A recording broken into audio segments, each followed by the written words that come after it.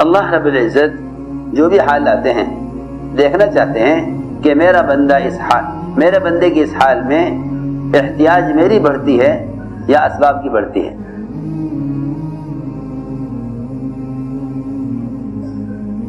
جن گناہوں کی وجہ سے وبائیں آتی ہیں لوگ ان گناہوں سے احتیاط نہیں کرتے، ان گناہوں سے احتیاط نہیں کرتے، حالانکہ وباؤں کے آنے کا موقع گناہوں سے احتیاط کا ہے نہ کہ اعمال سے احتیاط کا.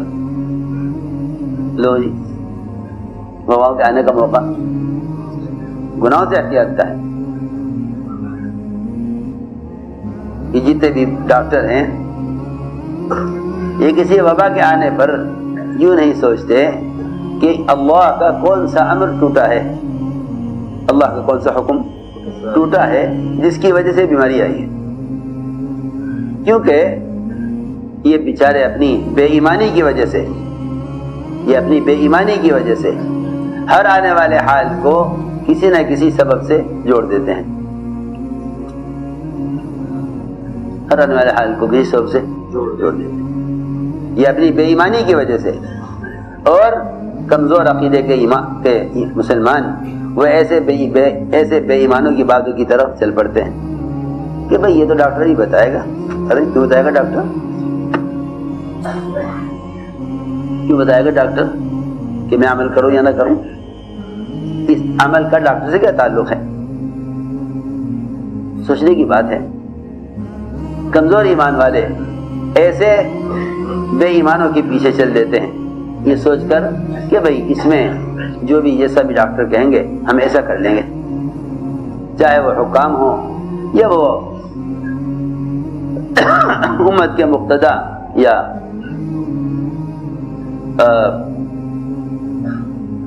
مسلمانوں کے لیڈر ہوں. اگر دل میں یقین کی کمزوری ہے تو ایسے لوگ وہ اسباب اختیار کر لیں گے حالات کو بدلنے کے لیے جو اسباب مزید عذاب کو لانے والے ہیں. حضور اکرم صلی اللہ علیہ وسلم نے اپنے صحابہ کو ایسے موقعوں پر اتنا متنبہ کیا اور اتنا ڈرایا کہ دیکھو جو حال آیا ہے اس حال کا تعلق براہ راست اللہ کے امر سے ہے، اس کا تعلق براہ راست اللہ کے امر سے ہے، اللہ کے حکم سے ہے. کائنات کسی شکل سے کسی حال کے آنے کا کوئی تعلق نہیں ہے. میں نے عرض کیا ایڈز کی بیماری معاشرے کا حکم ٹوٹنے سے آتی ہے. اس سے معاشرے کا حکم ٹوٹنے سے آتی ہے. یہ تو جسمانی بیماری ہوئی. اگر زلزلہ آ جائے زمین میں تو سائنسداں سمجھائیں گے کہ زمینوں کا حساب یہ ہوتا ہے جب یہ اس طرح ہوگا تو پھر یہ اس طرح زمین میں جھٹکا آ جائے گا. انہیں اس بات کا تصور بھی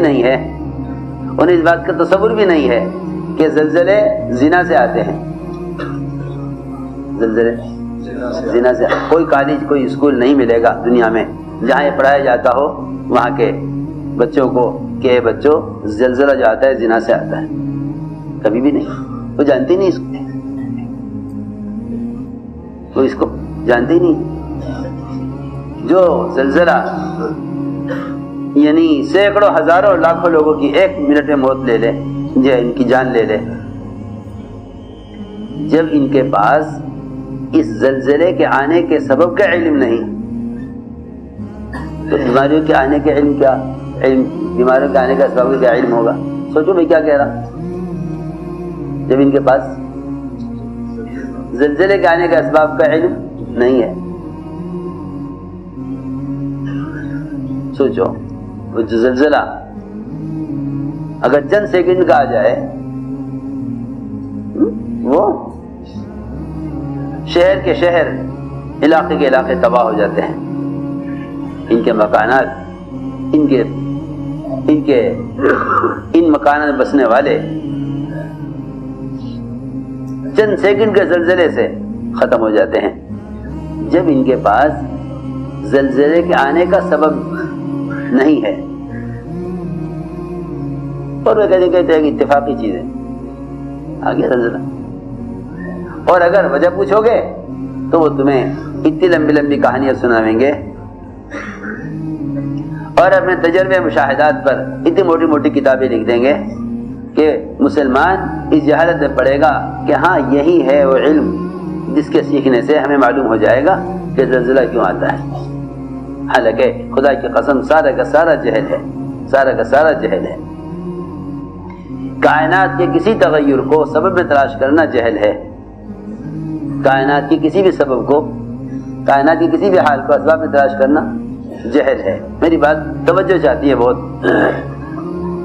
کائنات کی کسی بھی تغیر کو سبب میں تلاش کرنا جہل ہے، اور کائنات کے ہر تغیر کو اچھے حالات کو اعمال میں تلاش کرنا، اچھے حالات کو اعمال میں تلاش کرنا اور برے حالات کو گناہوں میں تلاش کرنا یہ علم ہے. کائنات میں اچھے حالات کو نیکیوں میں اور اعمال میں تلاش کرنا اور کائنات کے برے حالات کو گناہوں میں تلاش کرنا یہ علم ہے. بس میری بات توجہ سے سننا. علم صرف یہ ہے، علم صرف یہ ہے. کیونکہ جتنے بھی دنیا میں مسلمان یا غیر مسلم اسباب کی دنیا میں تجربات حاصل کر رہے ہیں، تجربات حاصل کر رہے ہیں، یہ سارے کے سارے تجربات اور یہ سارے مشاہدات ان کا اعمال سے اور دین سے قطعاً کوئی تعلق نہیں ہے.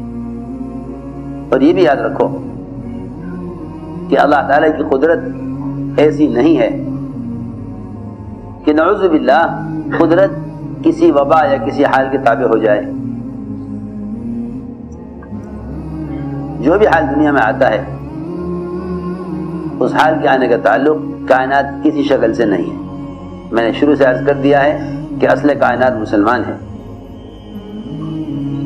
ہماری بات یاد رکھنا.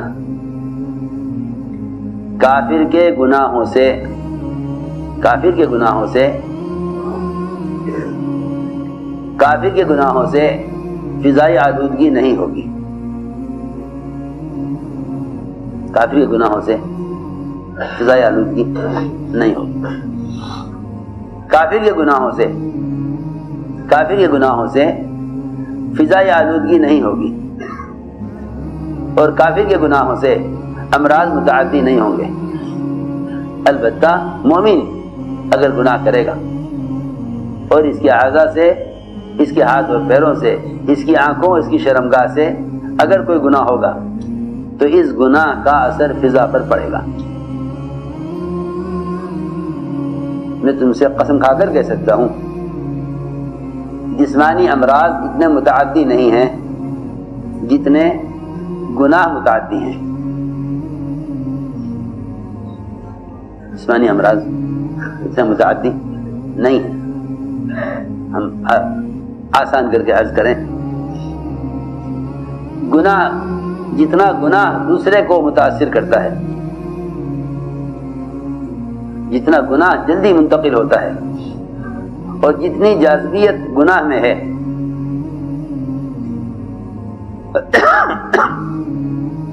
جتنی جاذبیت گناہوں میں ہے اور جتنا ایک دوسرے سے آدمی گناہ کا اثر لیتا ہے اتنا امراض کا اثر نہیں لیتا.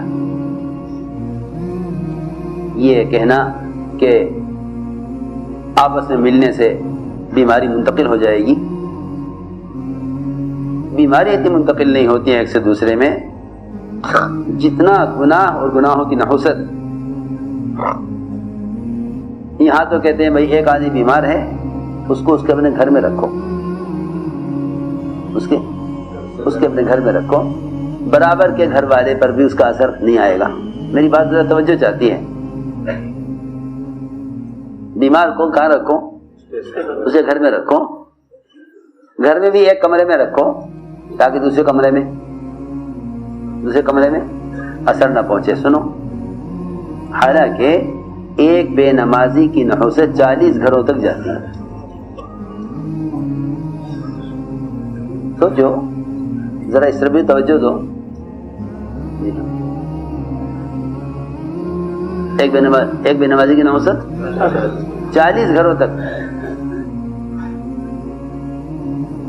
ایک بے نمازی کی نحوست کتنے گھر؟ 40 گھر. مولوی صاحب فرماتے تھے تم تو ایک گھر اسے کہتے ہو کہ ایک میاں ایک بیوی 2 بچے ایک گھر، کہ نہیں، گھر اس کو نہیں کہتے. ایک گھر ایک خاندان ہوتا ہے. ایک گھر ایک خاندان، ایک گھر ایک خاندان ہوتا ہے. جی ہاں، 40 گھر 40 خاندان ہوتے ہیں. فرماتے تھے کہ تم کہتے ہو 40 گھر، 40 گھر کا مطلب 40 مکانات نہیں بلکہ 40 گاؤں. کتنے؟ 40 گاؤں. آپ یوں سوچ کر بیٹھ جاؤ گے کہ مسلمان سے مسلمان نہ ملے کہ بیماری منتقل ہو جائے گی. آپ کو معلوم نہیں کہ ہمارے محلے میں جتنے لوگ نماز چھوڑ رہے ہیں ان کے نماز کے چھوڑنے پر جو بیماریاں اور جو وبائیں، جن نماز کے چھوڑنے پر جو عذاب بیماری کی شکل میں آئے گا، نماز کے چھوڑنے پر جو عذاب بیماری کی شکل میں آئے گا وہ نماز کو چھوڑنے سے ختم نہیں ہوگا. سوچو. میں نے اس لیے آپ سے عرض کیا ہے کہ بنیادی ضرورت اس کی ہے کہ حضور اکرم صلی اللہ علیہ وسلم نے ایسے ہر موقع پر اپنے صحابہ کے یقین کو اور ان کی نظر، ان کی فکر کو کائنات کی شکلوں سے ہٹایا ہے. کائنات کی شکلوں سے ہٹایا ہے. اس زمانے میں مسلمان ان تمام توہمات کا اور وہم اور مختلف قسم کے خیالات کا شکاری اس لیے ہوا ہے کہ مسلمان ایمان کے سیکھنے کو کوئی چیز نہیں سمجھا. نعوذ باللہ ایسے دہری ہو گئے کہ یوں سمجھتے ہیں کہ اللہ تعالیٰ کائنات بنا کر فارغ ہو گئے ہیں، اب کائنات کا نظام کائنات سے چلے گا. حضور اکرم صلی اللہ علیہ وسلم نے صحابی کا یہ کہنا کہ اونٹوں میں خارش اونٹوں سے پھیل گئی ہے. آپ نے سوال کھڑا کیا کہ اگر تمہارا عقیدہ یہ ہے کہ خارش ایک اونٹ سے دوسرے اونٹ کو ہوئی ہے تو پھر یہ بتاؤ کہ پہلے اونٹ کو کہاں سے ہوئی؟ خارش ایک اونٹ سے دوسرے کو ہوئی، پہلے کو کہاں سے ہوئی؟ خدا کی قسم، جس طرح یہ کہنا کفر ہے کہ ایک کو ہو گئی تھی سب کو ہو گئی، یہ کہنا بھی غلط ہے کہ خارش خود بخود ہو گئی. یہ کہنا بھی، جی ہاں، 100 اونٹوں کو ہوئی، ایک اونٹ کو ہوئی. ان دونوں کی شکلوں کو براہ راست اللہ کی طرف منسوب کرنا ایمان ہے. ان دونوں کو براہ راست، میری بات سمجھ آ رہی؟ ان دونوں کو براہ راست اللہ کی طرف منسوب کرنا ایمان ہے اور فرض ہے. ایک اونٹ کو خارش ہو یا 100 اونٹ کو خارش ہو، ان کو براہ راست اللہ کی طرف منسوب کرنا فرض ہے.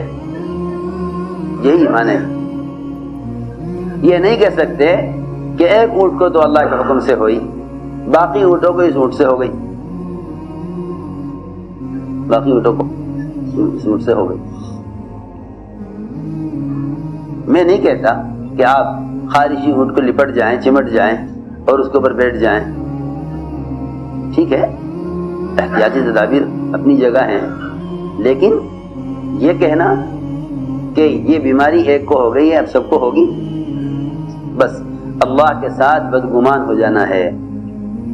اللہ تعالیٰ ایسے موقع پر بندوں کے ایمان کے امتحان لیتے ہیں کہ ان کا خیال اس بیماری سے بیماری کے آنے کا ہے یا میرے امر سے بیماری کے آنے کا ہے.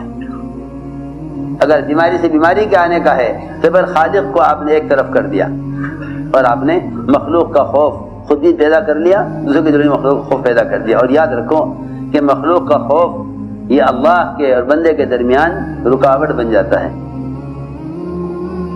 مخلوق کا خوف اللہ کے بندے کے درمیان رکاوٹ بن جاتا ہے. جی ہاں, مخلوق کا خوف خالق کی طرف چلنے ہی نہیں دیتا. مخلوق کا خوف خالق کی طرف چلنے ہی نہیں دیتا. حضور اکرم صلی اللہ علیہ وسلم نے سب سے پہلے یہ عقیدہ درست کیا, سوال کھڑا کیا کہ بتاؤ خارش کیسے ہوئی اونٹوں کو؟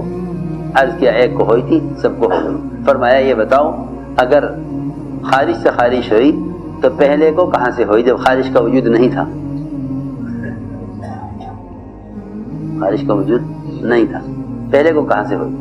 اس سوال کا مقصد یہ تھا, اس سوال کا مقصد یہ تھا کہ تم یہ ہرگز مت کہنا کہ ایک کو ہوئی تھی سب کو ہو گئی, بلکہ یہ کہنا کہ جہاں سے ایک کو ہوئی وہیں سے سب کو ہوئی. جہاں سے ایک کو ہوئی وہیں سے سب کو ہوئی. ہر ایک کے لیے اللہ کا امر براہ راست آتا ہے.